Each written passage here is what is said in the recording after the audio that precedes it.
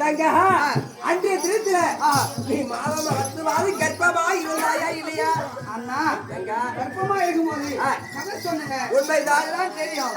அது என்னன்னாச்சு தங்க கர்ப்பமா இருக்கின்ற பொழுது அப்ப உனக்கு குழந்தை பிறந்திருக்கிறம்மா, குழந்தை பிறந்திருக்கிறது. அண்ணா மயவா தங்க இது குழந்தை இருக்கிறதா? உண்மைதான். ஏன்னா இவ்வளவு நாள் சொல்லாம மூடி வச்சு மறைச்சு வச்சிருக்கிற என்னென்ன காரணம்? தங்க என் புள்ள எங்க இருக்கிறாரு? தங்க அண்ணா உன் வயிற்றில் இருப்பது அழுவ கட்டினார், உனக்கு குழந்தை பிறக்கவில்லை என்று உன் இடத்தில் நான் மறைமுகமாக சொல்லிவிட்டேன். வந்து அழுவ கட்டின்னு சொல்லிவிட்டீங்களா? அண்ணா சொல்லிவிட்டேன். என் புள்ள இருக்குதா? அம்மா அண்ணா உனக்கு மகன் அழகான மகன் பிறந்திருக்கிறார். அப்படியா? அவனும் என்ன மேல எதிரியா நினைத்துக் கொண்டு அவன் கோபத்துல அதாவது நாகமலை தரமலை நடுவே இருக்கும் உபலாய மலையில அந்த காலுக்கு மலைக்கு ஒரு காலம், இந்த மலைக்கு ஒரு காலம் வைத்துக் கொண்டு என்னை எதிரியா நினைத்துக் கொண்டு என்று அந்த கண்ணன் வருவார், அந்தவனை அழைக்கலாம் என்று எதிர்பார்த்துக் கொண்டிருக்கின்றார்.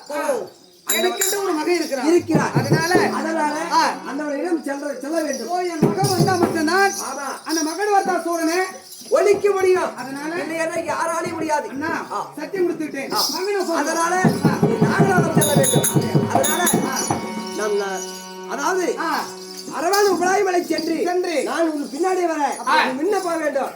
தங்கா ஒரே ஒரு பேச்சு, எப்படி முன்ன போன உடனே அவனிடம் சத்தியம் வாங்க வேண்டும். எப்படி தெரியுமா? என்ன கூட யார் வந்தாலும் அன்னவர்களை நான் எதுவும் செய்ய மாட்டேன் என்று ஒரு சத்தியம். ஆமா, அப்படி நான் என்ன சொல்கிறேனோ அதுக்கு நீ அந்த வார்த்தையை கட்டுப்பட வேண்டும் என்று ஒரு சத்தியம்.